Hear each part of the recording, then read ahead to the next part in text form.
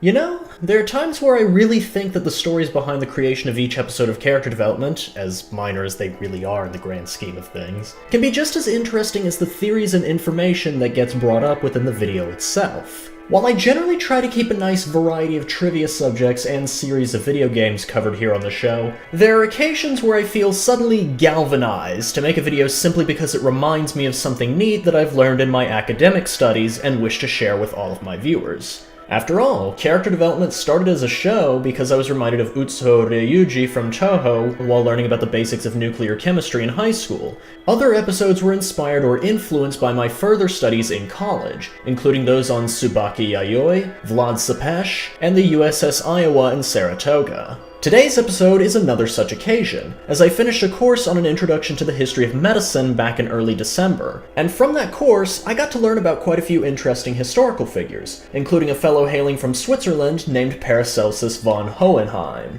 Imagine my joy, then, to see that not only was Paracelsus one of the myriad of figures represented in Type Moon's Fate franchise, but also that he was coming to Fate Grand Order's English servers within mere weeks after my semester finals, thanks to the London Singularity update. So now that I've had some time to add Paracelsus to my party and take a closer look at his design, personality, and performance in combat, why not use this opportunity to apply the notes from my earlier class and see what Fate Grand Order gets right and wrong. I'm the Kitsune Hawk, and today we'll be looking at Fate's interpretation of Paracelsus von Hohenheim and seeing how he compares to the historical figure he owes his inspiration to. So get out your pencils, trivia enthusiasts, because this is character development.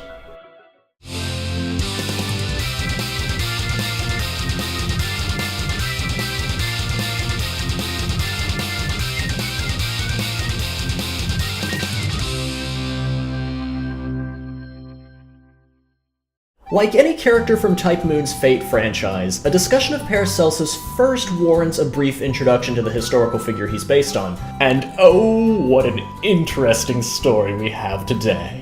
The real-life Philippus Aurelius Theophrastus Bombastus von Hohenheim, better known as Paracelsus, was a Swiss physician, astrologist, and alchemist who lived from 1493 CE to 1541. While he wasn't quite the Renaissance man as some of his contemporaries, such as Leonardo da Vinci or Michelangelo, Paracelsus's research and writings had a significant impact on the development of chemistry, pathology, toxicology, and pharmacology, among other modern forms of scientific discipline. As a young boy, Paracelsus von Hohenheim was fascinated by metalworking and alchemy, as well as medicine, which he witnessed and learned from his father and other tutors. By 1507, he was traveling across Central Europe and attending several universities, though he failed to find much satisfaction, even after graduating from the University of Vienna in 1510 and serving as an army surgeon for a few years after. Having been around 24 years of age when the Protestant Reformation began in Europe in 1517, Paracelsus found himself contributing to its sweeping social change when he spoke against the Catholic Church's management of medicine and medical education, which had relied on the writings of figures such as Hippocrates, Galen, and Ibn Sina since the Middle Ages. Some versions of Paracelsus's biography detail that, in 1527, he took a copy of Ibn Sina's Canon of Medicine, one of the most expensive and beloved textbooks of his time, and threw it onto a bonfire in a show of protest. 1527 was further important in Paracelsus's life because it was the same year that he began to teach his own theories of medicine and alchemy, starting in northern Switzerland and later moving on to Austria and other parts of the Holy Roman Empire. His pseudonym, Paracelsus, was likely chosen the very next year, in 1528, by his close friends because it meant above Celsus or beyond Celsus, referring to a Roman medical figure from the 1st century whom Paracelsus was critical of. Unlike most university-educated medical officials of his day, Paracelsus chose not to give his speeches in Latin, using the vernacular of German instead. He was also one of the first figures to utilize the printing press for the mass publishing of medical references in a language other than Latin, two acts which brought a significant amount of knowledge to a greater population of Central Europe. As both a physician and alchemist, Paracelsus von Hohenheim held a semi-naturalist philosophy, believing that studying nature was crucial in trying to understand the world and humanity's place in it, while folklore and spirituality were to be held as secondary in importance. While he didn't come close to discovering what we recognize today as germs, Paracelsus was among the first European medical officials to argue that disease was not the result of a disturbed internal state of being, but rather interference from an external entity of some kind. Drawing on his childhood fascination with metalworking, Paracelsus introduced the idea of the three metallic principles, writing that mercury, sulfur, and salt were the central aspects of both disease and remedies. Mercury symbolized what was fluid and dynamic within the body, as well as the mind, which meant thoughts and imagination. Salt symbolized what was solid and static within the body, as well as the body itself. And sulfur symbolized what was combustible within the body, as well as the soul, which meant emotions and desires.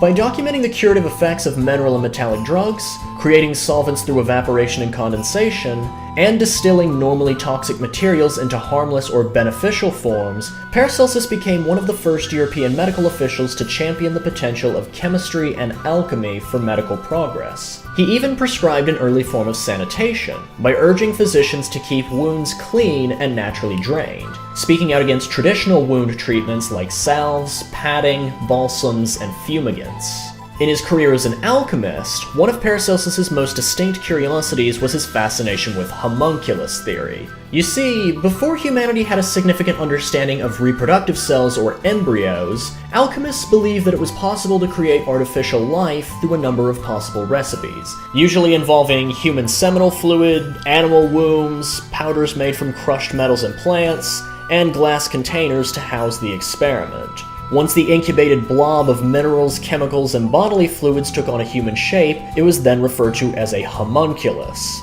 Latin for little man. Paracelsus von Hohenheim in particular believed that the creation of homunculi or other similar form of synthetic life was one of the greatest secrets of the natural world, a piece of cosmic knowledge that an erudite alchemist would directly receive from the Christian God. He wrote that homunculi should be raised like any normal human being, but a successful homunculus could also act as a perfect catalyst for further alchemical recipes, including the creation of giants and pygmies from Greek myths.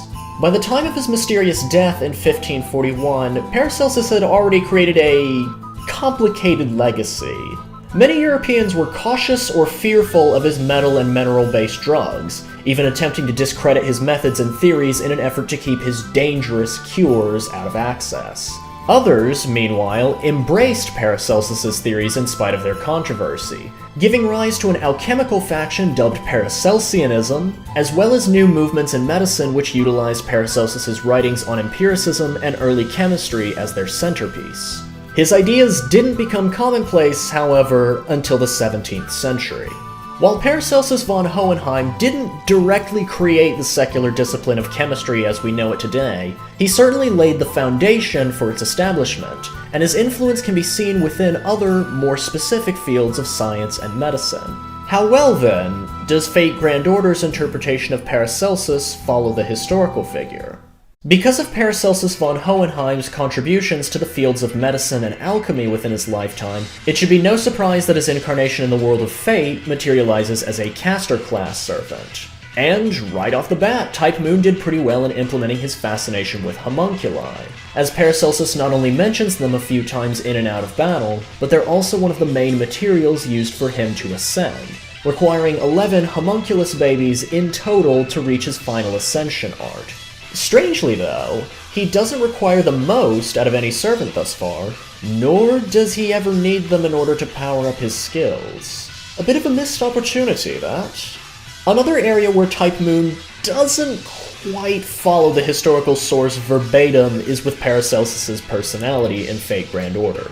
Historically, Paracelsus von Hohenheim was known to be quite an eccentric fellow, with his harsh criticisms of long-accepted medical figures, extravagant word choice in his writings, and his loud, animated speeches, during which he did not shy away from vulgar language.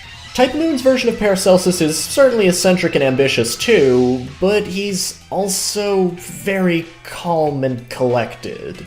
Rather than speaking out against the established figures of his age like his real-life counterpart, he's more averse to the idea of combat and instead focuses on pursuing human affection, especially with whichever master he's summoned by.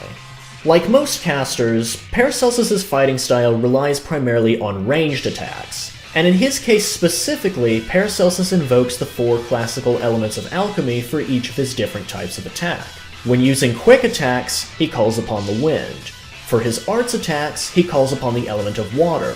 In his Buster attack animation, he calls upon the earth. And for his extra attack animation, he calls upon the element of fire. That's a pretty clever way to acknowledge how often Paracelsus wrote about the 4 elements. Perhaps, if he had a 5th type of attack, would it be invoking the quintessence of ether? Even though Paracelsus is classified as a caster class servant, something unusual happens upon obtaining his 3rd ascension. Rather than carrying a tome in his left hand, he begins to wield a short sword of some kind. This same blade is also used for his noble phantasm, Sword of Paracelsus. Indeed, this detail is based on a curiosity from the real-life Paracelsus, who is seen gripping a similar blade in several of his portraits. Now you may be wondering, if this sword shows up so frequently, then isn't it also possible he could be a saber-class servant? The answer is not exactly, considering the significance of the sword. There are many stories concerning the sword which Paracelsus von Hohenheim is often seen carrying, but few of them seem to suggest that it was used for direct combat like a traditional sword. Most likely, the blade held ritual importance as an alchemical tool, as several portraits of Paracelsus, especially those connected to the esoteric Rosicrucian order, include the word Azoth on the pommel of the sword. Azoth is a rather mysterious concept in the world of alchemy. Much like the Philosopher's Stone, it was a magnum opus, a highly sought-after, if not impossible, goal that would take an alchemist their entire lifetime to pursue, much less decipher. Typically, Azoth was seen as the perfection of all medicine, an elixir of life that could cure any ailment, but others saw it in a different light. Some wrote of Azoth as being the essence of the divine and the source of all inspiration, while others treated the term Azoth as another word to describe the Philosopher's Stone. There are even a few who believe that Azoth was the name of a great spirit who could be ritually invoked. Whatever Azoth truly was, Paracelsus von Hohenheim is often attributed to be the only alchemist who successfully crafted it within his lifetime. If the sword of Paracelsus was truly imbued with Azoth, then, it could mean one of many things, including that 1. It could have been a ceremonial instrument for curing wounds and diseases, 2. The pommel of the sword could have been the Philosopher's Stone itself, or 3. The sword could have been used to channel the spirit of Azoth to Paracelsus's will. As far as Fate Grand Order is concerned, the way that Paracelsus uses the Azoth blade most strongly follows the second theory, as one of his Bond entries explicitly refers to the sword as housing the Philosopher's Stone. Another Bond entry mentions that the sword is normally a ritual object used to enhance alchemical reactions, while Paracelsus's noble phantasm is him using the sword's abilities to quickly unleash a powerful, but incomplete, burst of either Azoth or true ether on his foes.